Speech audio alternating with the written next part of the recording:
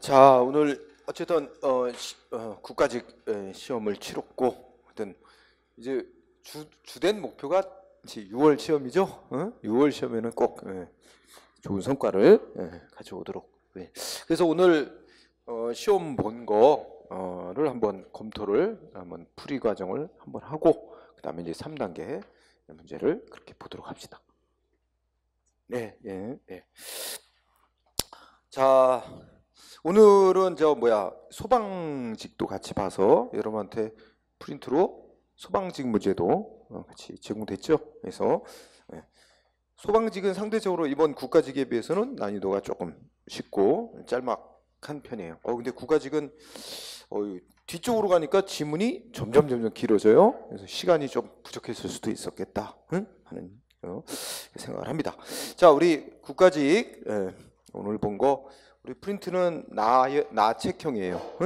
나책형인데 이 나책형 받은 사람은 1번부터 소송이 막 나왔어. 바로 너무 좀 숨막히고 답답하지 않아요?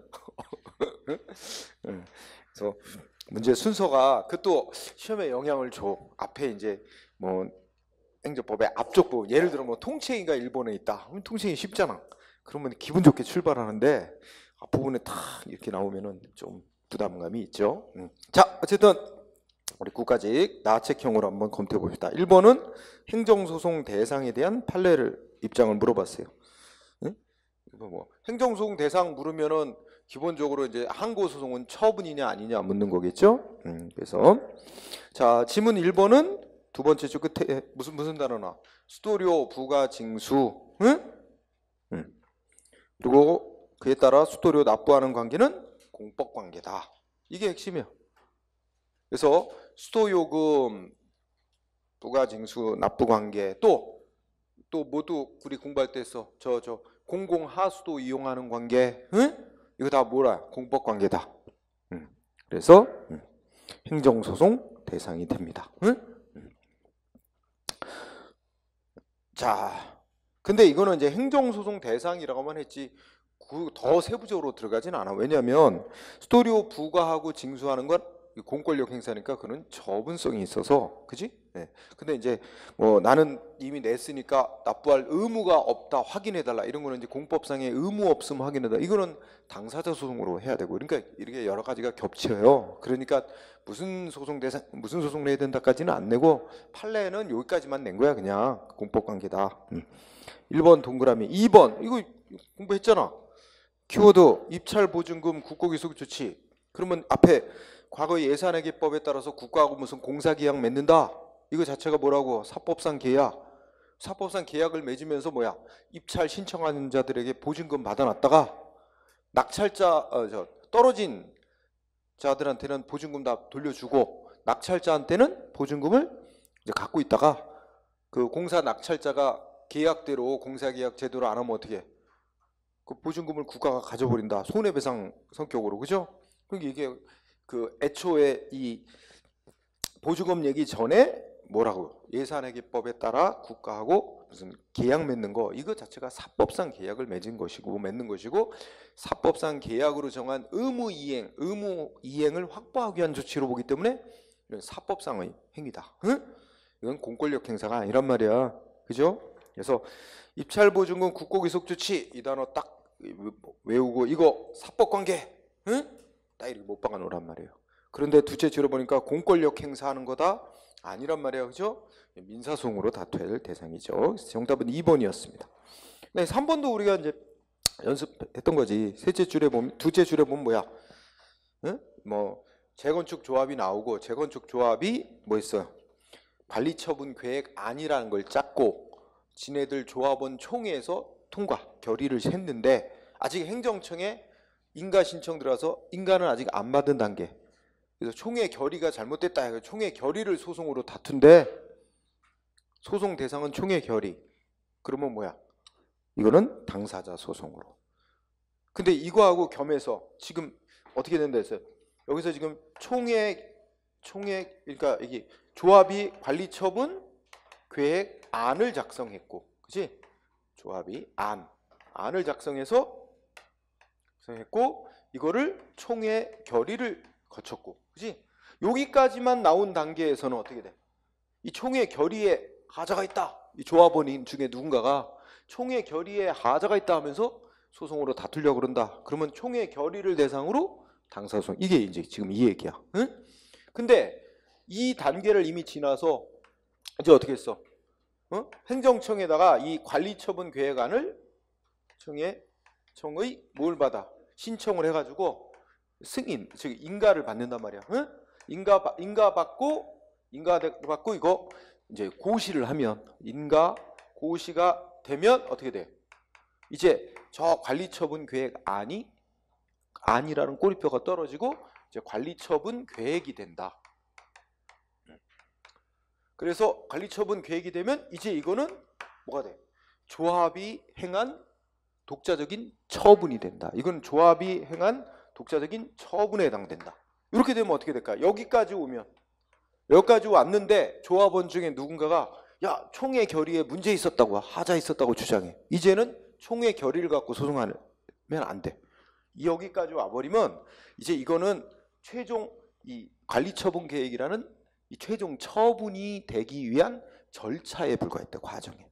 그래서 여기까지 나와버린 뒤에는 이제 총회 결의에 하자 있었더라도 저걸 소송 대상으로 하는 게 아니라 이걸 대상으로 항고소송을 내래. 취소해달라. 그러면서 그 과정에서 총회 결의가 문제가 있었으니까 이 처분 취소해달라. 관리처분 계획. 이렇게 싸우라는 얘기지. 그래서 여기까지만 되면 요게 소송 대상. 응? 여기까지만 된다면 요게 소송 대상이고 저기 뭐야? 소송 방식은 당사자 소송으로 총회 결의를. 피고는 당연히 조합이고, 응? 당사자 소송. 그런데 요 단계 오면 이제는 총회 결의가 소송 대상이 되는 게 아니라 이 관리처분 계획이 이게 하나의 독자적인 처분이 됐으니까 이게 소송 대상. 응? 아이고 걸렸어. 그 다음에 소송은 항고 소송으로, 그지? 피고는 여전히 조합인 거고 이렇게 됩니다. 그래서 지금 여기만 났고, 근데 여기도 나올 때가 있단 말이야. 그리고 이제 문제 딱 동떨어져서 조합이 뭐 행한 관리처분 계획 이렇게 나오면 처분이냐 아니냐 물으면 처분이라고 답해야 되고, 응? 자, 여기는 반드시 안을 붙이게 돼 있단 말이야. 응? 그거 좀 구별을 하고요. 그 다음에 4번은 키워드 뭐였어? 협의 취득. 이제 공익사업을 위해서 개인 토지 소유권을 취득하는 방법이 소유자하고 먼저 협상을 해서 합의하고 계약을 통해서 사들인단 말이야. 그게 안 되면 이제 강제 수용 들어가는 거고. 응? 그래서 협의 취득 사법상 계약 행위로 보고 있어요. 판례가. 따라서 민사소송 당연한 얘기지. 응? 뒷얘기는. 자, 정답 2번이었습니다. 그 다음에 문제 2번. 그러니까 문제 1번은 그렇게 어려운 건 아니었어. 그죠? 네. 자, 문제 2번은 행정행위 효력. 자, 1번. 이거 저기 효력과 관련해서 여기 보면 이게 공정력 뭐 이런 거하고 연관이 있는 거야. 공정력 내지 구성 요건적 효력. 자, 1번을 보니까 어떻게 돼 있어요? 과오 납세금 반환 청구. 이게 뭐야?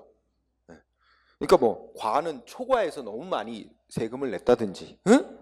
안 내도 될 세금을 초과해서 냈다든지, 또는 오는 잘못 납부한 거. 보통 가운데 좀 안 찍고 말하는데 그냥 과오 납한 세금 반환 청구 소송. 이거 보통 무슨 소송하는 거야? 지금 민사법원 그랬지? 이거 그럼 이거 무슨 소송이야? 그치? 부당이득 반환 청구 소송 하는 거야. 내용적으로. 그죠? 그러면 이 사람 뭐라고 주장하겠어? 세금 낸 사람. 응? 이 세금부가 애초에 세금부가 조치가 무효인데, 응? 안 내도 될 세금을 냈다. 응? 여기는 그리고 민사법원 나오고 과세처분에 여기 뭐야? 무효 여부야. 무효 여부. 이게 키워드야. 자, 무효인지 아닌지는 민사법원도 알아서 심사 판정할 수 있어요. 무효냐 아니냐. 응? 심사 결과 이 처분은 중대하고 명백한 위법이 있어서 과세처분은 무효다. 그러면 어떻게 돼? 무효는 공정력이 없는 행위잖아. 누구든지 효력 부정해도 돼. 그치? 자, 무효 여부 키워드. 무효 여부는 누구도 다 독자적으로 심리 판단할 수 있어. 그리고 무효라고 인정되면 효력 부정해도 돼. 근데 문제는 위법 정도가 취소 사유인데 그러면 어떻게 돼? 취소시킬 수 있어? 민사법은 취소권은 없잖아. 취소권은 처분청, 그다음에 뭐 규정이 있다면 감독관청, 규정 없으면 감독관청도 못하지만, 그다음에 뭐야, 행정심판기관, 그다음에 취소 제기받는 행정법원, 이런 데가 취소권이 있는 거지. 민사법원, 그러니까 취소는 마음대로 못 시켜. 근데 효력은 부정할 수 있어. 저 무효로 나오면 무효는 판정해도 돼. 응? 그래서 이게 헷갈렸다면 키워드는 무효 여부는 민사법원이 독자적으로 판단해도 된다. 응? 무효냐 아니냐는. 자, 그 다음에 2번은 자, 국가배상 청구하는데 국가배상 요건은, 국가의 배상 책임 요건은 공무원의 고의 또는 과실에 의한 위법인 것만 인정이 되면, 고의 과실은 위법인 행위였다는 것만 인정되면 어떻게 돼? 배상 인정될 수 있는 거죠. 이거 취소까지 시켜야 되나? 취소 안 해도 위법인 채로 있는 행위가 위법하게 행해져서 피해를 끼쳤다 하면은 그거 인정하면 배상 판결 내려줄 수 있는 거야. 그러니까 취소하고는, 취소 안 돼도 위법만 인정하면 배상 판결 내릴 수 있는 거야. 응? 그렇기 때문에 자, 국가배상을 청구하기 위해서 처분이 먼저 취소될 필요는 없다. 그럼 여러분 판례 중에 그거 있잖아. 취소가 될 수 없는 상황. 예를 들면 철거명령, 그 다음에 대집행 계고 막 실행 쫙 이루어졌어. 그럼 다 철거까지 끝났어. 그러면 이제 뭐야? 취소송은 의미가 없잖아. 그 취소받을 길도 없는 게, 취소한다는 건 의미도 없고, 취소와 상관없이 위법한 뭐 대집행 조치 때문에 피해 입었다. 위법임을 이유로 손해배상 청구하는 건 아무 상관없지. 응? 그러니까 자, 손해배상 청구하는 건 위법만 인정받으면 되는 거지. 취소까지 돼야 될 필요는 없거든. 응? 그리고 저 국가배상 청구는 민사송으로 하는 거니까 민사법원이 취소 못하지만, 취소권 없잖아. 취소 못하지만 위법이라고 인정하는 건 얼마든지 해도 된단 말이야. 응? 그래서 2번도. 자, 3번은 자, 키워드가 첫째 줄 이거 3번이 틀렸어요. 정답이야. 3번에 영업허가 취소 처분, 이거 누가 한 거야? 행정청이 했지. 그런데 상대방이 행정심판 청구했대. 그래서 뭐가 나왔대? 행정심판에서 취소. 그러니까 취소시킨다는, 취소한다는 재결이 나온 거야. 그 뭐가 취소돼서 없어진 거야? 행정청이 영업허가 취소 처분한 거 처음부터 없던 일로 만들어 보잖아. 그럼 영업허가 취소 처분은 처음부터 없던 일이 되니까 이 사람은 허가가 취소된 적이 없지? 그러니까 그동안에 허가 취소 처분 있고 난 이후에 영업했던 거 무허가 영업으로 처벌할 수 없게 된다. 이거 소송과도 똑같잖아. 그래서 우리 공부할 때 운전면허 그런 거 생각해봐. 그치? 운전면허 취소를 받았는데, 응? 원래 운전면허 취소가 나오면 그게 무효가 아닌 한은 일단 따라야 되는 거잖아. 그리고 운전하면 안 되는 거잖아. 근데 상대방 뭐 했어? 취소송 내놓고, 소송 내도 운전면허 취소 처분의 효력은 여전히 유지되고 있는 거니까 운전하면 안 되는데 얘는 소송 내놓고 과감히 운전하고 다녔어. 그죠? 근데 소송에서 이겼어. 그래갖고 운전면허, 경찰이 하는 운전면허 취소 처분은 처음부터 위법이었다, 취소한다 판결 나왔어. 그럼 이 사람은 운전하고 다니는 행위 무면허 운전죄로 해당하지 않는다. 뭐였잖아. 똑같은 거지 논리가. 근데 그 사람 지면 무면허 운전죄로 또 처벌될 수 있지. 그렇지? 그래서 우리 강의 시간에 야, 여기 굉장히 모험하는 거다. 그죠? 응? 또 처벌받을지도 모르는. 응. 그래서 그러면 행정청의 영업허가 취소 처분이 있고 난 이후 행정심판에서 취소한다는 재결 나올 때까지 이 사람 영업했던 행위 이거 무허가 영업에 해당하지 않는다는 거죠. 해당한다 X. 왜냐면 애초에 영업허가 취소 처분은 없었던 일이니까. 응? 네, 이렇게 되는 거죠. 네. 그 다음에 4번은 중요한데 자, 여기 두 번째 줄에 보면 시설 보안 명령을 구두로 했어. 이거 법규정상 문서로 하게 돼 있는 거야. 그러면 우리 행정절차법에 뭐라고 돼 있지? 행정절차법 구조인가 싶은가? 처분은 원칙적으로 뭐로 하게 돼 있어? 문서로. 그래서 개별법률상 문서로 하게 돼 있는 처분을 문서로 안 하면 뭐라고? 그 하자는 중대명백한 것으로서 무효로 보고 있어요. 요게 끝에 행정절차법상 문서로 해야 될 처분을 문서로 하지 않은 것은 무효. 여기 중요한 게 무효입니다. 무효. 당연 무효. 응? 판례 5. 정답 3번입니다. 자, 문제 3번은 역시 부관 나왔어. 응? 부관. 1번 어떻게 돼?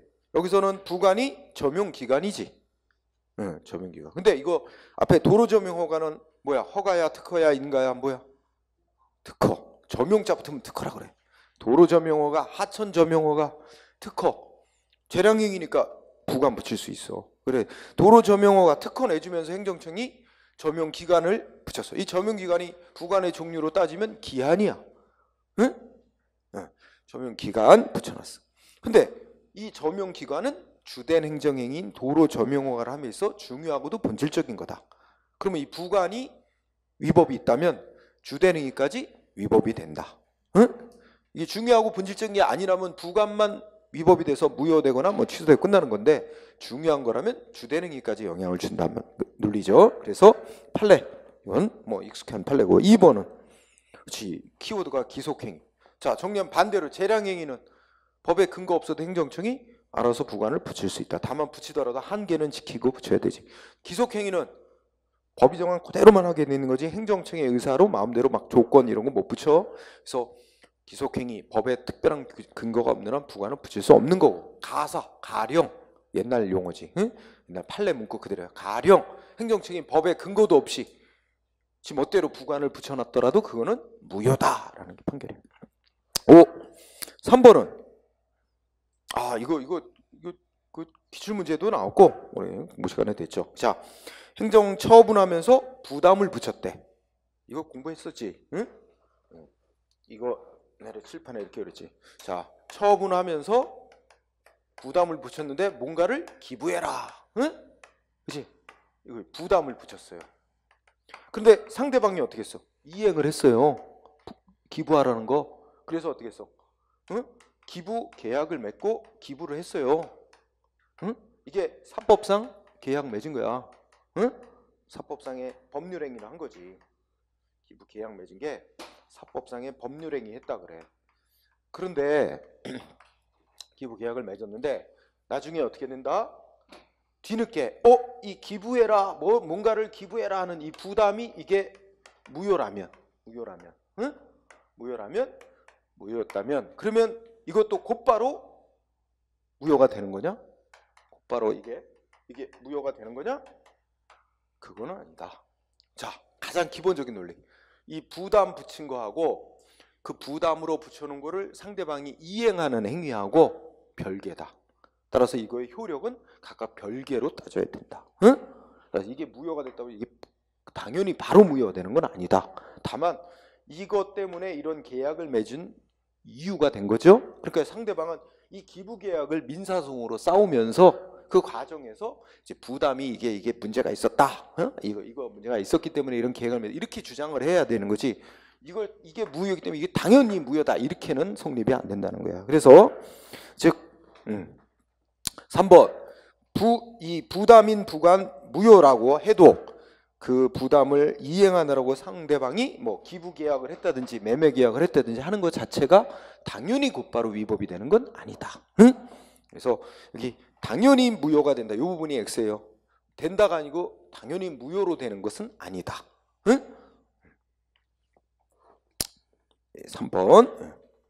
그 다음에 4번은 키워드가 셋째 줄. 부관, 부담의 사후 변경이지. 사후 변경 판례는 몇 가지 허용하고 있어? 총 4가지. 자, 기억나는 거. 법률에서 허용하고 있는 거. 법률. 두 번째는 미리 유보해 놓은 거. 나중에 부관 바꾸겠다고. 미리 유보한 거. 세 번째는 상대방이 동의하는 거. 바꾸는 거 동의하는 거. 그리고 여기 나온 대로 사정 변경 생겨서 어쩌고저쩌고. 그지? 그럼 키워드만 기억해. 4가지가 허용되는 게 법률, 유보, 동의, 그 다음에 사정 변경. 근데 이제 판례는 앞에 법률, 그 다음에 유보, 동의 이 3가지 경우에 원칙적으로 사후 변경이 허용되는 건데 거기다 예외적으로 사정 변경이 생긴 경우도 허용된다. 추가적으로 하나 더 붙이고 있는 거지. 그래서 판례 맞습니다. 자, 그 다음에 3번이 정답. 그 다음에 문제 4번. 요거는 뭐라고 물었으면 여러분이 쉽게 알 수 있어? 뭐 행정행위 중 인가에 해당하지 않는 걸 골라라 이랬으면 보다 쉬울 텐데, 그치? 첫째 줄 다른 법률행위를 보충해서 그 법적 효력을 완성시키는 행위. 이게 바로 인가라는 내용의 행위를 가리키는 말이죠. 학문상의 인가. 응? 응. 그러면 이 중에 인가에 해당하는 내용의 조치가 아닌 거 골라라 이랬죠? 응. 자, 기억은 허가 표현했는데 말 그대로 허가. 응. 응. 말 그대로 이건 허가에 해당하는 조치. 응? 응. 니은은 야 이거는 토지 거래 계약 허가인데 이건 익숙하지? 이건 뭐야? 인가. 이건 내용적으로 인가. 왜냐면 토지 거래 계약 자체가 금지돼 있던 걸 풀어주는 게 아니고 허용이 되는데 다만 그 계약이 효력이 생기려면 행정청의 승인을 받아라 이거거든. 그래서 인가라고 판례가 말하고 있고, 그 다음에 디귿번도 익숙한 거냐? 재단법인이 아야 재단법인 이런 거 신경. 정관 변경 때 정관을 변경하는 건 그 재단법인의 자유긴 한데 재단법인이 정관을 변경해가지고 지네가 변경한 내용 갖고 이대로 이렇게 변경하고 싶은데 이거 승인해달라고 신청하는 거야. 여러분 허가라고 하려면 변경 자체가 금지가 돼 있어야 됩니다. 응? 그지? 그런데 이거는 허용이 돼 있는 건데 지네가 원하는 대로 법적인 효력이 발생하려면 마지막 단계에서 행정청의 승인을 얻어야 되는 거야. 이것도 인가. 리을번은 응? 아까 여기는 원래는 정확히 말하면 관리처분계획 안이 붙어야 되는 거지. 그지? 관리처분계획 안 짜서 총회 결의 거쳐서 행정청에 신청, 행정청에 인가 고시되면 이제 안자가 떨어진 처분인 관리처분계획이 남는 거지. 여기서는 이제 그 정확히 말하면 조합이 수립한 관리처분계획 안에 대해서 신청을 받고 행정청이 인가, 말 그대로 이건 인가야. 아 이게 진짜 그러니까 이 허가 특허 인가 잘 그거 표현만 갖고는 알 수 없고 판례상 그것도 다 판례에서 나온 거 갖고 내는 거야. 판례에서 나오지 않은 거는 출제자들도 함부로 못 내요. 괜히 냈다가 박살 날 수 있지. 난리 날 수 있지. 그래서 여기서는 기억만 허가고 니은 디귿 리을은 인가. 응? 자, 공부하는 김에 잘 외워두기 바랍니다. 그 다음에 문제 5번. 이게 맨 앞에 나오는 거 나왔네. 법률 유보 원칙. 법률 유보에 대해서 물어봤습니다. 1번의 키워드. 행정작용을 하려면 국민에 대해서 행정작용하려면 법률에 근거 있어야 된다 이거 아니야? 작용에 관한 근거가 필요하다는 거야. 근데 왜 그러냐면 이제 작용에 관한 근거가 필요한 조치도 있고 행정지도 같이 작용에 관한 근거까지는 없어도 되는 것도 있잖아. 이거는 행정작용 영역에 따라서 이게 법률 유보는 뭐 필요하기도 하고 안 필요하기도 하지. 응? 그러나 법률 우위는 예외 없이 모든 영역에 법에 어긋나게 해서는 안 되는 거는 똑같잖아. 응? 예외 없이 적용되는 거지. 자, 여기서 키워드는 작용법적 근거가 필요하다는 뜻입니다. 응? 물론 조직법적 근거야 언제나 당연히 있어야 되는 거야. 자기 조직의 업무 범위 내에 있어야 된다는 게 조직법적 근거인데 그거는 당연히 있어야 되는 거고 문제가 되는 건 항상 작용에 관한 근거가 있어야 되느냐 없어도 할 수 있느냐 이거죠. 키워드 작용법적 근거 요게 키워드 맞는 거. 그 다음에 2번 판례 갖고 낸 거네. 뭐야? 자 2번은 이건 먼저 법 지식을 먼저 알고 있어야 돼요. 법 규정이 어떻게 돼 있어? 개인 택시 면허 취소하려면 그에 앞서 뭐가 돼야 돼? 그 택시기사의 운전면허가 먼저 취소돼야 돼. 그러니까 운전면허 취소는 경찰이 하는 거고 그 개인 택시 면허 취소는 면허를 내준 시도지사가 하는 거야. 그러면 여기 보자. 개인 택시 운송사업자 그러니까 개인 택시 업자가 운전면허가 먼저 취소가 되어야만 개인 택시 면허를 취소시키도록 법이 정하고 있어요. 그러면 개인 택시 면허업자의 운전면허 취소시킬 사유가 생겼어. 예를 들어 개인 택시 업자가 술을 왕창 먹고 음주운전하다 걸렸다. 그러면 면허 취소 사유는 생겼지만 경찰이 아직 면허를 취소 안 했다면 뭐야? 아직 개인 택시 면허를 취소할 수는 없는 거지 시도지사가. 경찰이 먼저 택시 면허, 운전면허를 먼저 취소하면 그 다음에 이제 개인 택시 면허를 취소해야 되는데 따라서 둘째 줄에 운전면허 취소 사유가 있다는 이유만으로 아직 면허가 취소되지도 않았는데 경찰이 취소를 안 했는데도 면허를 취소할 수는 없다는 게 판결이죠. 응? 법적으로 당연한 논리. 그래서 2번이 답이었어요. 그 다음에 뭐 3번은 오늘날 법률 유보 원칙은 단순히 어떤 행정적인 법률의 근거 있기만 하면 충분하다는 뜻이 아니라 뭐야? 거기에 국민의 기본권 실현, 이게 중요하고 본질적인 사항에 속하는 거예요. 이건 특히 국회가 직접 스스로 정해야 된다는 요구까지 내포하고 있다 해서 판결문의 끝쪽 이거를 낸 거죠. 그 다음에 4번은 뭐야? 응? 이거 읽으면 너무 당연한 거 아니야? 국민의 기본권 관련해서 뭐 기본 조건 및 기본적 의무와 관련돼 중요하면 중요할수록 국회가 직접 법률로 정해야 할 필요성은 더 커진다. 당연한 얘기고. 자, 정답 2번. 그 다음에 문제 6번. 행정 절차 됐습니다. 자, 판례 입장으로 옳은 거 그랬는데 1번은 땡. 뭐 보고 알 수 있어? 첫째 줄. 신청에 대한 거부. 신청에 대한 거부 처분하는 건 사전 통지 대상이다 아니다? 아니다. 이거는 사전 통지 대상은 이미 상대방한테 줬던 이익을, 응? 권리이익, 주어졌던 권리이익을 제한하는 처분하거나 의무를 부과하거나 이럴 때 하게 돼 있지. 근데 이거는 이익을 줬던 걸 뺏는 게 아니니까 이건 공부했잖아. 그죠? 근데 거기서 단어를 잘 찾아놔야 되는데 이 거부 처분, 더 줄이면 거부 처분은 사전 통지 대상 아니다. 사전 통지 대상 아니면 의견 청취 대상도 아니고 그렇게 되는 겁니다. 그래서 X 둘째 줄. 사전 통지 의견 제출기에 안 줘도 됩니다. 2번은 이건 반대로, 야, 원상복구하라고 시정명령, 이거 뭐야? 의무 부과하는 거야. 응? 의무 부과. 특정인에게, 건물 주인에게 의무 부과하고 너 안 하면 대집행하겠다고 개고 처분한대. 응? 이거 의무 부과하고 권리이익을 제한하는 처분. 그리고 전형적인 침해적 처분으로서 사전 통지, 의견 청취 거쳐야 되는 거지. 필요가 없다. X. 그 다음에 3번. 야, 처분하는데 무슨 방식으로 해? 고시, 공고, 불특정 다수인. 그러면 불특정 다수인인데 다 이거 할 예정이라고 사전 통지? 이거 자체 곤란한 성질의 것이래.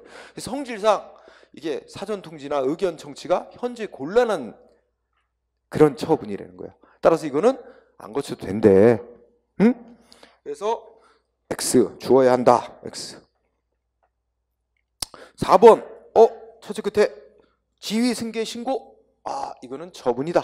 지위 승계 신고 수리한 건. 근데 이거 수리 요하는 신고지.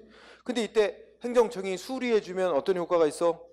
정전업자의 그 인허가는 취소하고 새로 신고해온 승계인에게 새로 허가받은 자, 인허가받은 자의 지위를 주는 거지.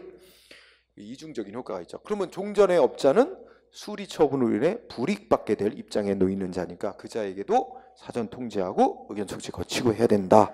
그래서 4번이 답이죠. 응? 그래서 그렇게 어려운 건 아니었다. 평균 정도 문제. 그 다음에 문제 7번. 6번은 4번이었고 문제 7번은 건축허가 건축신고. 자, 기억번. 첫째 줄 보니까 인허가 의제 효과를 수반하는 건축신고. 이거 뭐야? 수리를 요하는 신고. 수리를 요하는 신고에서의 수리행위, 수리 거부행위 다 처분. 응? 처분석 인정. 그건 틀림없지. 그 다음에 두 번째. 인허가 의제 효과를 수반하지 않는 그냥 건축신고야. 그냥 건축신고. 단순한 건축신고. 이거는 무슨 신고야? 수리 요하지 않는 신고. 응? 수리 요하지 않는 신고인데 그래서 원래 이론적으로 보면 이거는 수리를 해주거나 수리 거부한다는 게 법적인 의미가 없어요 원래. 근데 이거 예외가 판례로 뭐 했어? 건축신고 반려가 거부야. 건축신고 반려 또는 수리 거부라고 써 있어요 판례문에. 건축신고의 반려행위 또는 수리 거부행위도 여차여차 원래 이 사람은 그냥 적법한 신고서만 제출했으면 신고 오면 끝나서 가서 이제 공사하면 되는데 그럼 그 사람은 나는 신고 끝났으니까 공사해도 돼 하고 공사하고 있다고 치자. 그러면 행정청이 너 왜 수리 거부했는데 왜? 응? 그래서 공사를 하고 있어. 너는 위법한 행위를 계속하는 거야 하고 시정명령 내리고 응하지 않으면 뭐야? 응? 뭐 이행 강제금 부과하고 안 따르면 뭐 강제 철거한다고 막 이런 식으로 조치를 후속 조치가 나오게 되면 상대방 무슨 소리 나는 적법한 공사를 하고 있는 건데 하고 행정청의 시정명령 막 이행 강제 이거 갖고 소송으로 이거 그렇게 할 필요 있느냐. 처음에 반려된 단계부터 이걸 다투어 가지고 자기가 신고하고 다 끝났다는 걸 판결로 인정받고 안심하고 공사할 수 있도록 그게 조기의 분쟁을 해결하는 것이 더 바람직하다. 그러면서 이걸 소송 대상인 처분으로 인정해 주잖아. 그래서 그게 건축 신고 반려, 착공 신고 반려 이거 외워야지. 응? 그래서 수리 요하지 않는 신고임에도 건축 신고에 대한 수리 거부 반려 행위를 착공 신고 반려 내 수리 거부를 처분으로 인정했단 말이야. 판례. 그래서 넷째 줄이 틀렸어요. 그냥 인허가 의제 효과 수반하는 건축 신고에 대한 수리 거부 내지는 반려 행위도 처분성 인정했다. 판례가. 응? 기억 X. 기억이 들어가야 되네. 답지에. 응? 그 다음에 니은. 아이고. 여러분 두 번째 줄에 보면 토지 형질 변경 행위 이런 말이 나오지. 아, 그럼 이거는 시험 푸는 요령. 이렇게 되면 이게 건축이 안 되는 땅인데 예를 들어서 뭐 임야, 뭐 나무가 있는 임야라도 있는데 거기다 이제 건축하겠다는 거 아니야. 그러면 이게 이제 건축할 수 있는 땅으로 바꿔주면 나무 베고 다 이럴 거 아니야. 그러면 이거 환경에 미치는 영향 크다 이렇게 생각하면 이런 환경 문제는 중대한 공이고 그런 거 따져봐가지고 재량으로 행정청이 허용 여부를 결정하도록 한다. 응? 따라서 두 번째 줄 끝에 보면 건축허가 나왔잖아. 아무 말 없이 그냥 건축허가. 더더군다나 거기에 사람들이 머물러 살 집 있지. 응? 거주용 주택 건축허가 있지. 이런 거는 기속행위란 말이야 원래. 응? 우리가 이제 근데 숙박용 건축물 건축허가는 재량행위. 모텔 같은 거 숙박업소의 건물은 건축허가 재량행위. 근데 이제 일반 주택 건축허가는 기속행위. 허가요건 구비하면. 응? 그런데 이 건축허가 앞에 단서가 붙는단 말이야. 토지 형질 변경을 수반하는. 그러면 머릿속에 아 이러면 환경에 미치는 영향이 크니까 이거 그런 거 고려해야 되겠지. 행정청이 재량. 응? 기억하세요. 그냥 기억 건축허가만 눈에 띄면 안 돼. 그 앞에 단서가 붙어 있는 거 공부해야 돼. 니은 동그라미. 그 다음에 여기 디귿번 보면은 그냥 건축허가 나왔지. 그러면 건축허가는 원칙적으로 기속행위로 보기 때문에 요건이 구비되면 허가해줘야 된다는 거예요. 법에 정한 요건이 구비되면. 다만 법이 정한 요건이 구비됐어도 첫째 줄에 무슨 단어 나와? 중대한 공익상 필요. 중대한 공익상 필요가 있으면 어떻게 할 수 있어? 거부할 수 있다. 법이 정한 허가요건 구비해서도 거부할 수 있다. 이게 이제 예외야. 그러면 여기 문장 구조상 중대한 공익상 필요도 없대. 그런데 법의 요건 다 구비됐는데도 응? 법에도 없는 이유를 들어 거부하는 건 안 된다. 이건 뭐 익숙한 판례지. 디귿번 X 있다 해가지고 없다로 바꿔야지. 있다만 없다로 바꾸면 되지. 그치? 그 다음에 리을번은 건축허가는 그렇지. 사람 보고 허가 내주는 건축허가 내주는 게 아니라 그 건축할 지역 그 지역이 건축이 허용되는 곳인가, 응? 또 지으려는 건물이 뭐 다 법적으로 허용되는 것인가, 뭐 이런 거 따져서 허가 내주는 거지. 대물적 허가 맞습니다. 대물적 허가는 어떻게 돼? 응? 그 허가받은 효과가 타인에게 양도 상속 다 되는 거지 이전이. 따라서 허가 효과는 그 허가 대상 건축물을 누구한테 뭐 상속시켜주거나 응? 넘기면 그 권리 변동에 의하여 허가 효과도 이전되고 행정청에 별도 승인 인가 받을 필요 없다는 얘기지. 응? 그래서 그래서 틀린 거 기억 디귿. 예. 2번이 답이 됐죠? 네. 자, 그 다음에 8번. 정보 공개. 역시 행정 절차 정보 공개는 빠지지 않고 나오네. 네. 자, 정보 공개. 아이고 1번 많이 기출문제에서 다뤄봤던 거다. 그죠? 네? 이미 청구된 정보가 인터넷을 통해 공개되어 있어서 검색만 해보면 쉽게 알 수 있다. 이런 이유로 정보 공개 거부할 수 없고, 그런 이유로 거부한 거에 대해 소송해서 그 재판할 소외이익 없는 거 아니다. 소외이익 있다. 그래도 그죠? 그래서 정당화 될 수 없다. 1번이 옳은 거네. 정답. 2번 어디가 틀렸어? 자, 정보공개 청구한 후 20일이 지나도록 아무 결정이 없대. 뭐 할 수 있어? 이의 신청할 수도 있고 안 할 수도 있고 바로 행정심판 청구할 수도 있고 바로 행정소송 갈 수도 있잖아. 근데 왜? 이의 신청은 허용, 행정심판 청구. 아이고 이의 신청 할래면 하고 안 할 수도 있고 행정심판 청구 바로 해도 되고, 응? 행정심판 청구도 허용되죠? 응? 즉 행정심판 청구로 허용 안 된다. 이게 X고 3번은 이건 뭐 청구인이 부담한다지. 그래서 정보공개 청구를 받은 행정청이 아니라 정보공개 청구를 한 청구인이 부담한다. 근데 4번은 소송 재판 기록 일부를 정보 공개해달라고 청구를 했다. 이거에 대해서 비공개 결정을 내릴 때, 공개 결정이든 비공개 결정이든 뭐 전자문서로 통지할 수 있습니다. 비공개 결정 내렸다고 전자문서로 통지할 수, 상대방한테 청구인에게 비공개 결정이 내려졌습니다 하고 뭐 전자문서 뭐 메일로, 근데 그렇게 하려면 상대방 동의하는 경우에는 뭐 할 수 있는 거지. 전자문서로도 통지할 수 있죠. 왜 없겠어? 오늘날 문서는 다 전자문서를 포함합니다. 응? 그래서 있다 이렇게 바꾸면 되죠. 응? 정답은 1번. 예. 그 다음 문제 9번 행정입법 옳은 거. 이것도 답 1번이네. 그죠? 자, 입법 예고에 대해서 문제를 해서 원래 행정청은 뭐야? 대통령 뭐 총령 부령 이런 거 법규명령 제정할 때 원칙적으로 국가 법령은 40일 이상 미리 예고를 하도록 돼 있지. 그런데 예외 5가지 있어. 입법 예고 안 해도 되는 경우. 그치? 어떤 거 있어? 대충 생각. 여기 있는 거. 그 법의 내용이 단순히 그냥 상위법 다 정해놓은 거 그대로 집행하는 거 하는, 상위법의 단순한 집행에 필요한 사항을 정하는 경우, 이런 거는 예고 안 해도 된다. 새롭게 국민의 권리 의무 사항을 뭐 정하는 건 아니기 때문에. 또 어떤 거 있어?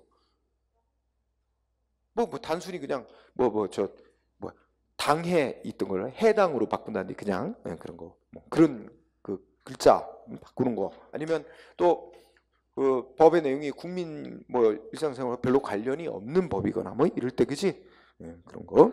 그래서 입법 예고 안 할 수 있는 거. 여기 총리령이 중요한 게 아니고 법의 내용이 상위법의 단순한 집행을 위한 경우, 이럴 때는 예고하지 않아도라는 사유 중에 하나입니다. 그래서 1번이 답이고 2번은 어디가 틀렸어?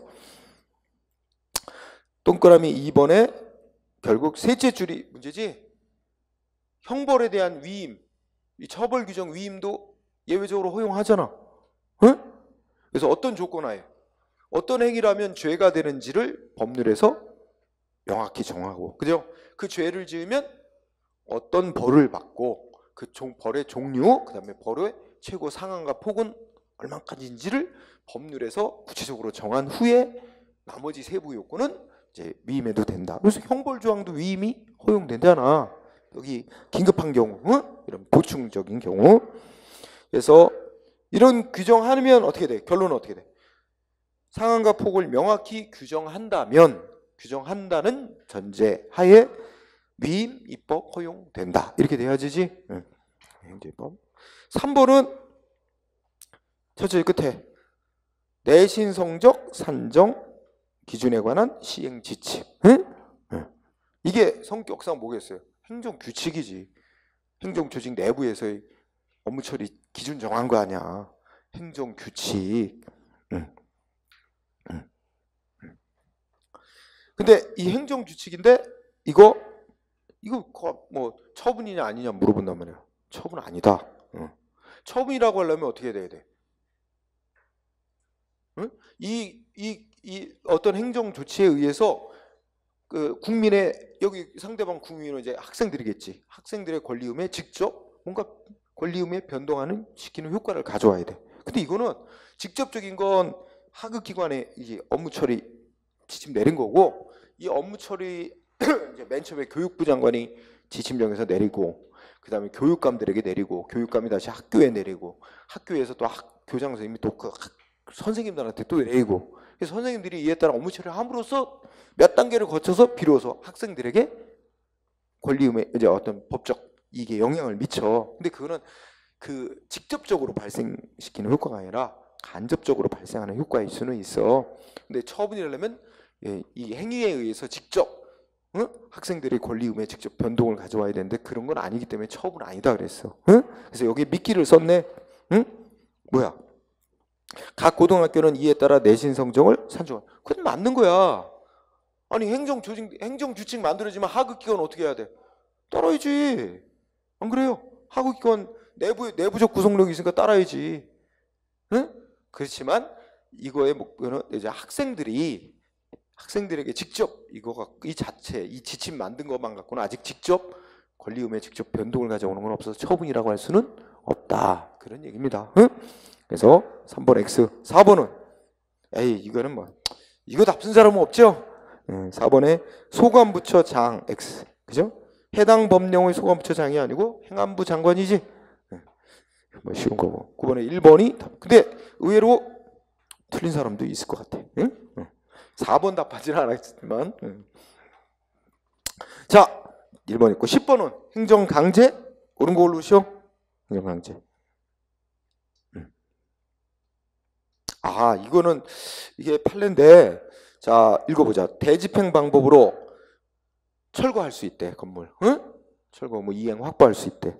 이때 철거 의무자인 건물을 점유하고 있는 자에게 퇴거 의무를 실현하려면 퇴거를 명령 내릴 수 있는 퇴거 의무를 부과할 수 있는 별도의 집행권이 따로 있어야만 하냐? 필요 없어. 철거 대집행 과정에서 부수적으로 건물을 점유한 자들에게 퇴거 조치를 할 수 있다. 그러니까 반대로 두 군데로 그렇지. 별도의 집행권원이 있어야 하는 것은 아니고 그럴 필요가 없고, 대집행 과정에서 퇴거하라고 의무 부과하고, 그러니까 별도의 퇴거 명령이 필요 없다는 거야. 응? 그러니까 철거 명령 내리고, 근데 건물 점유한 자들이 있어. 별도로 또 퇴거 명령을 또 내려야 되냐? 그럴 필요 없대. 응?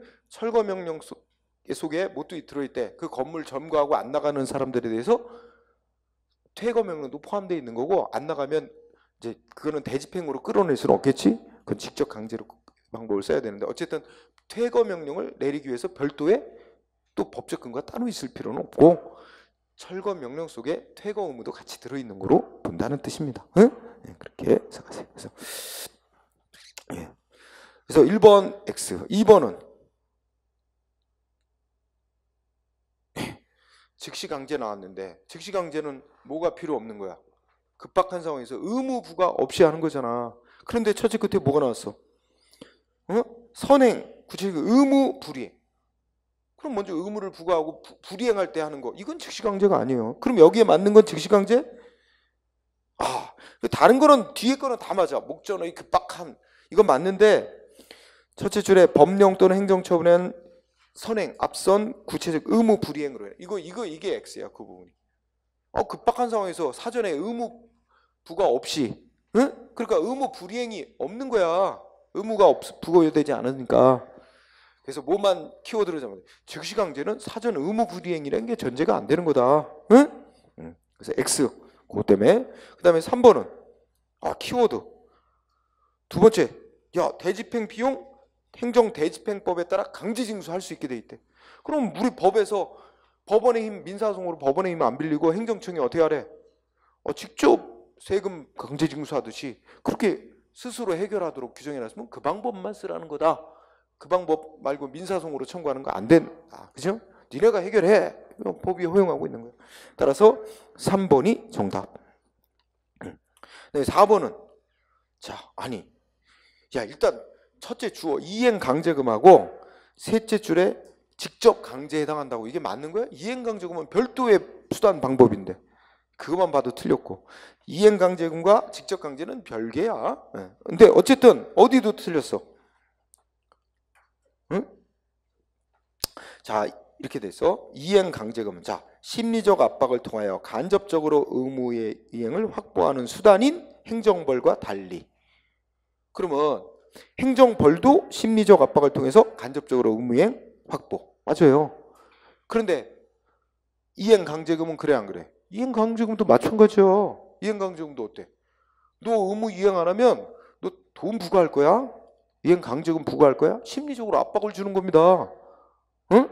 이거 한 번 부과하고 너 그냥 넘어가는 게 아니라 너 의무 이행 안 하고 계속 부과해. 응? 그러니까 압박을 주는 거예요. 그래서 행정위원회 직접 만들어? 필요한 상태? 아니야. 상대방이 압박을 느껴서 스스로 의무를 이행하게끔 유도하는 거지. 그러니까 간접적인 거야. 그럼 어떻게 바꿔야 돼? 그러니까 두 번째 줄에 행정벌과 달리가 아니라 이 점이 심리적 압박을 통해서 간접적으로 의무이행 확보하는 수단, 여기에 이행강제금도 그렇고, 행정벌도 그렇단 말이야. 벌도. 그러니까 문장 막 뒤죽박죽 막 된 거야. 어쨌든 핵심은 이행강제임이나 행정벌이나 심리적 압박을 통하여 간접적으로 의무를 확보하는 수단에 속한다. 그리고 그 다음에 의무이행을 강제하는 걸 직접적인 목적으로 하는 거, 이건 직접 강제의 성격이지. 예? 근데 이행강제임은 그런 거에 속하는 게 아니야. 그지? 어쨌든 막 뒤죽박죽으로 돼 있다. 하여튼 하나만 건지면 이행강제금도 간접적인 강제 수단이야. 예. 그리고 직접 강제하고는 다른 거죠. 자, 정답은 3번. 자, 11번. 아이고, 행정지도. 제일 쉬운 영역이다. 그죠? 정답은 2번. 아니, 비례원칙, 평등원칙에 구속 안 받는 행정작용이 있을 수 있어요. 일반 원칙에 구속 안 받는 작용은 있을 수 없어요. 응? 그리고 앞에는 맞지. 행정지도는 작용법적 근거까지는 필요 없어. 그치? 무슨 지도를 하도록 허용하는 근거 규정 없어도 돼. 이 조직법적 규정, 자기 자기 행정기관의 이 임무 범위에만 들어있으면 관련 지도를 할 수 있어. 그치? 굳이 작용에 관한 근거까지는 필요 없어. 그렇지만 비례원칙, 이거는 행정 절차법도 명시해놨어. 행정지도는 목적 달성에 필요한 최소한 데 그쳐야 한다. 꼬지 명시해놨습니다. 왜 적용을 안 받아요? 자, 답은 쉽게 2번 고르고 3번은 교육부 장관이 대학 총장들의 학칙 시정 요구, 이게 제목이고, 이거는 두 번째죠. 행정지도의 일종. 하지만 이거는 지도에 안 따르면 뭐 한다? 이제 불이익 주겠다. 응? 그래가지고 상대방 따를 수밖에 없게 만드는 규제적, 구속적인 성격을 강하게 갖고 있다. 그래서 뭐래? 공권력 행사로 볼 수 있다. 지도의 한계를 벗어난 거야. 공권력 행사로 볼 수 있어서 뭐야? 대학의 자율성이라는 헌법이 보장하는 그 기본권을 침해했기 때문에, 응? 대학의 자율권을 침해했기 때문에 헌법 소원 대상이 된다.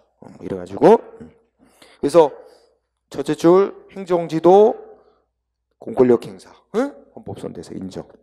4번은 뭐 요청한 행위 권고로서 행정지도, 이거 처분 아니다. 이건 많이 쓰이던 거 나였어. 기출문제에서 여러 번 쓴 거. 자, 2번 이건 이 중에 제일 쉬웠던 것 같다. 이제까지 문제 중에. 네. 자, 12번 틀린 거 고르셔. 행정벌. 야, 우리 행정형벌은 형법에서는 범죄 행위를 했어. 근데 그 법 위반 행위는 범죄 행위를 했는데 자기가 법 위반 행위를 한다는 걸 인식하고 한 거, 고의가 있거나 고의범을 처벌하는 거 원칙으로 하고, 잘 인식을 제대로 못하고 법 위반 행위, 범죄를 저질렀다. 그러면 과실로 인한 위반 행위도 처벌한다. 과실범 처벌한다는 명시적 규정이 있어야만 형법에서는 처벌할 수 있다고 본단 말이야. 근데 우리 행정법에서는 과실범 처벌한다고 명시적 규정이 없더라도 법 규정의 취지가 과실로 인해 위반 행위한 자도 처벌하는 뜻이 명확하게 도출된다면 처벌할 수 있다. 그지? 그래서 1번 명문의 규정이 없더라도 법 해석상 과실로 인한 위반 행위도 처벌한다는 뜻이 명확하다면 과실범도 처벌 가능하다. 이게 행정형벌의 특징. 응? 1번 판례 막았습니다. 그 다음에 2번 첫째 줄. 자, 통고처분 뭘 위한 제도야? 통고처분은 뭘 위한 제도야? 국민 전과자 안 만들려는 제도야. 이게 뭐 위반하면 원래는 뭐 20만 원 안쪽에 넘지 않는 정도의 벌금형 정도 받을 위반 행위야. 원래 정식 재판으로 가면 경찰 조사받고 검찰 조사받고 결국 기소 재판에 넘겨져서 전과자 될 우려가 커요. 벌금형 선고받아서. 응?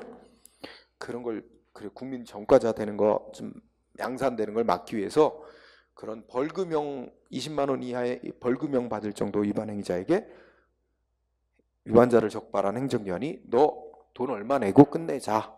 돈 내라 하고 부과하는 게 통고처분이야. 그러면 상대방이 기한 내에 납부하면 어떻게 해? 그러면 그 위반 행위에 대한 모든 처벌 절차는 다 끝난 걸로 칩니다. 그래서 내면 따라서 이제는 같은 위반 행위를 이유로 모든 재판 끝난 거와 똑같이 쳐줘요. 확정 판결 받은 거와 똑같이. 그래서 같은 위반 행위에 대해서 다시 처벌할 수 없습니다. 즉 일사부재리 원칙에 적용을 받는 거야. 응? 따라서 통고 처분 받고 상대방이 납부를 했대잖아, 범칙금. 그러면 모든 처벌 절차는 종료. 그런데 어떻게 돼? 동일한 사건에 대해서 다시 또 형사처벌해? 그러면 이중처벌이 되는 거지. 그래서 214 부재리 원칙에 반하는 게 아니다가 아니라 반하는 것이 됩니다. 그러니까 할 수 없는 거예요. 처벌 간단하게 한 번으로 끝내지 않은 거지. 응? 자, 그래서 2번이 정답. 이것도 쉬운 축에 속합니다. 자, 3번은 헌법재판소 결정이네. 과태료. 과태료는 질서벌로 분류하죠. 형벌이 아니다. 그래서 죄형 법정주의라는 건 죄와 형벌에 관한 사항은 법률로 정해야 된다는 원칙인데 이거 대상 아니라고 하는 게 헌재 결정입니다. 응? 그대로 낸 거고요. 4번은 이거는 어디서 나온 거야? 4번 지구는 질서위반행위 규제법에. 응? 자, 질서위반행위 규제법에 따르면 과태료는 어느 시점의 법을 기준으로 부과하죠? 위반 행위할 당시에, 즉 행위 시의 법을 기준으로 부과하는 겁니다. 그죠? 그런데 위반자가 위반 행위를 하고 난 뒤에 법이 바뀌었어. 그것도 국민한테 유리한 쪽으로 바뀌었어. 그러면 특별한 규정이 없는 어느 법 적용해? 바뀐 법, 유리하게 변경된 법을 적용해라 하고 규정이 있어요. 그 얘기지. 그러면 문장 읽어보면 뭐야? 행위 시 법률에 따르면 과태료 부과 대상이었는데 행위가 있구나, 위반 행위가 있고 난 이후 재판하는 동안 어떻게 돼? 재판할 때 법률에 의하면 부과 대상이 아닌 걸로 국민에게 유리하게. 그러면 어느 때 법을 적용해야 돼? 국민에게 유리하게 변경된 법을 적용해야 된다. 변경된 법을 적용하면 부과 대상이 아니니까 부과할 수 없게 된다라는 말이 맞는 거죠. 응? 국민에게 유리하게 바뀐 법. 그래서 답 2번. 자, 13번. 13번은 소외 이익. 그죠? 1번. 그지? 현역병 입영 통지받고 어쩔 수 없이 입영을 할 수밖에 없었어. 군에 들어갔어. 그럼 군에 입영했다는 이유로 이제는 입영 처분의 목적은 달성됐으니까 취소해달라고 재판 소송할 이익 없어졌다? 아니다. 그렇게 되면 뭐 입영하지 않고 도망다니면서 소송으로 싸우라는 얘기인데 말이 안 되지. 다툴 방법이 없단 말이야. 그래서 현실적으로 입영을 했다 하더라도 응? 계속 소송으로 입영 처분 취소달라고 소송으로 다툴 이익이 있다. 그 소송으로 다투던 중에 만약에 복무기간이 만료되면 그때는 소외이익이 없어지겠지. 그죠? 그러나 아직 군 복무기간 한참 남았는데 입영 처분은 위법이다. 취소 판결을 받게 되면 바로 이제 군대에서 나오고. 그죠? 억울하게 군 생활했던 거에 대해서 손해배상 청구해서 또 받고 이렇게 될 수 있는 거지. 자, 근데 1번 결과 어떻게 돼? 현실적으로 입영을 한 후에도 중간에 건 필요 없어. 입영을 한 후에도 셋째 줄 현역병 입영 통지 처분 소송으로 다툴 이익 인정된다. 있다. 그죠? 근데 이거 하면 뭐 생각나? 판례. 현역병 입영 통지 처분을 받고 자진해서 현역병으로 자진 입대했자. 이자는 현역병 입영 처분 주세 소송할 이익은 없다. 자진 입대를 했으니까. 근데 이거는 어쩔 수 없이 입영을 할 수밖에 없는 상황이었던 거지. 2번은 혹시 또 가중이란 말만 믿고 바로 결론으로 달려간 건 아니겠지? 자, 가중이란 단어가 보일 때 보통은 어떤 문장을 내?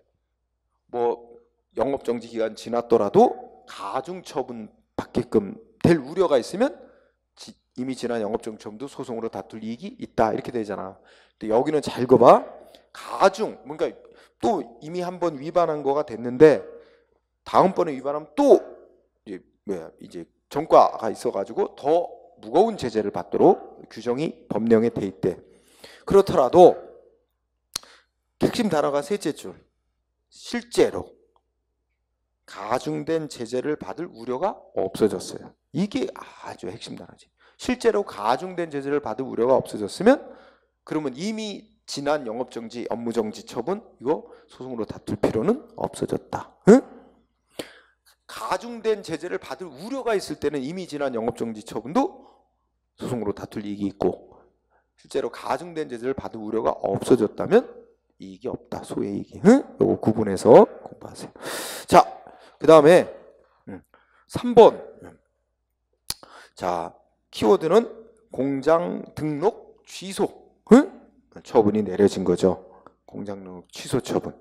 근데 이거 소송으로 이제 다투는데 공장이 이미 시설이 철거됐고 다시 복구해서 운영할 수 없는 상태라 해도 다른 데로 이전해서 공장을 새로 지으면, 즉 대도시 내 공장을 지방으로 이전할 경우 세금 감면받고 우선 입주 혜택이 주어지는 등 법률이 보장하는 이익이 있다면 공장 등록 취소를 소송으로 다툴 이익이 여전히 남아있다. 그러니까 원상복구는 안 되더라도 이 사람이 다른 지방으로 공장 이전해서 새로, 이게 공장 등록이 이거 위법이었다고 뭐 취소받은 자는 이런 혜택을 못 받게 되는 거지. 근데 그게 이제 이게 공장 등록 취소 처분이 잘못된 것이었다 하게 되면 다른 데 이전하면 이 공장 지으려는 사람은 혜택을 받을 수 있게 되니까 취소받을 이익이, 부수적 이익이 남아있다. 원상복구는 안 되지만, 응? 그 얘기죠. 그래서 인정된 사례야 다 교재에 다 있어요. 응? 그 다음에 4번은 뭐 답한 사람 없을 거야. 뭐 받을 이익은 남아있어? 응? 돈. 소위 그 뭐라 그러지? 그걸 뭐라고 그러더라? 월정수당이라 그래. 월정수당. 응? 응. 월정수당. 응. 야, 지방의원 나오니까 어디 시의원인가? 뭐라 그랬지? 환경미화원 뭐 그지 뭐 연봉이 뭐 얼마 이렇게 되니까 환경미화원이 왜 이렇게 자기보다 돈 더 많이 받는다고 틱틱거려. 그지? 원래 그게 바람직한 사회 아니야? 참 사회가 참 거꾸로 가. 그러니까 그렇게 남들이 하기 싫어하고 힘든 일 하는 사람은 명예는 얻지 못하더라도 뭐가 보수라도 좀 넉넉히 받아서 그렇게 되죠. 우리는 다 줘. 명예, 권력, 돈 다 줘, 다.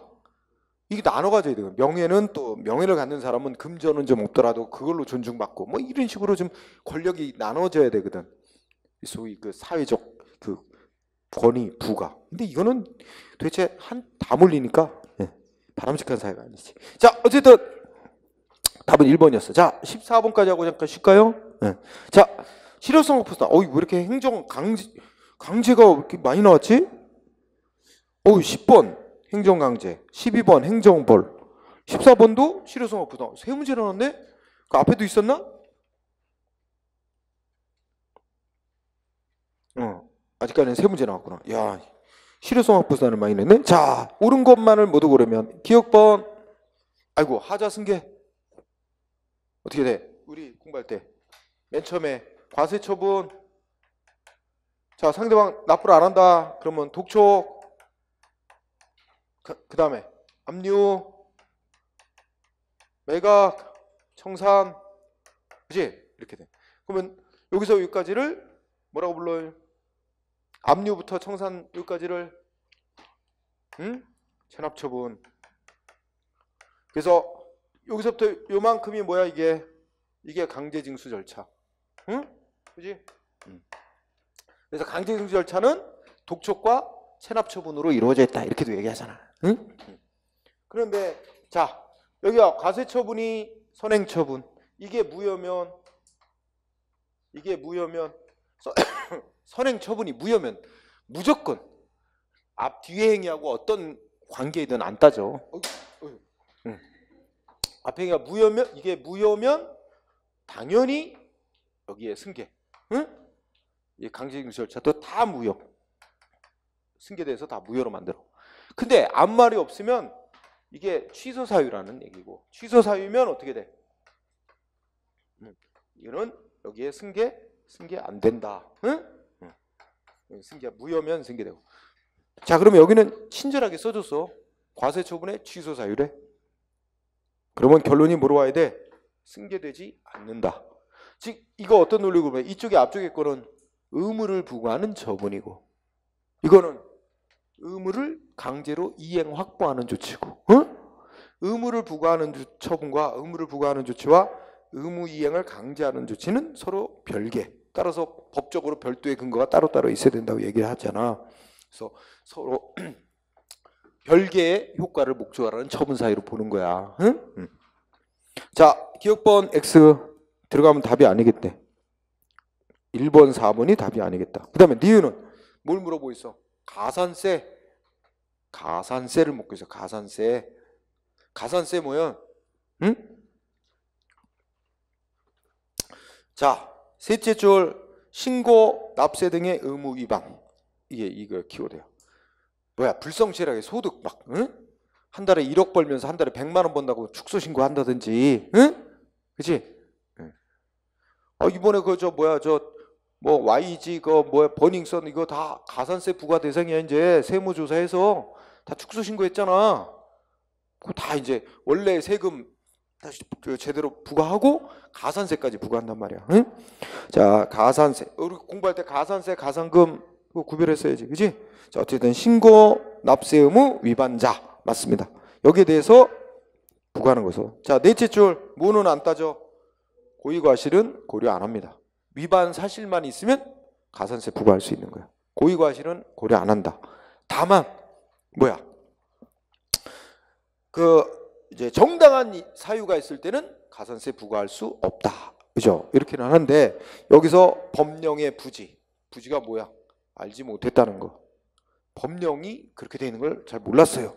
또는 내가 잘못 알고 있었네요. 착오 이런 거는 가산세를 부과할 수 없는 정당한 사유에 해당하지 않는다. 그래서 5. 디귿번. 자, 여러분 찾아요. 세무공무원이 체납처분, 뭐 재산 압류를 한다든지, 그지? 이런 걸 하기 위해서 뭐해? 질문을 하고 검사, 수세 이런 게 다 뭐야? 우리가 배우는 행정조사입니다. 응? 이런 거 행정조사하려면 어떻게 해야 돼? 이거 다 세법에 규정이 있습니다. 뭐야? 신분증. 그죠? 보여줘야지. 행정조사 기본법에 의하도 어떻게 돼?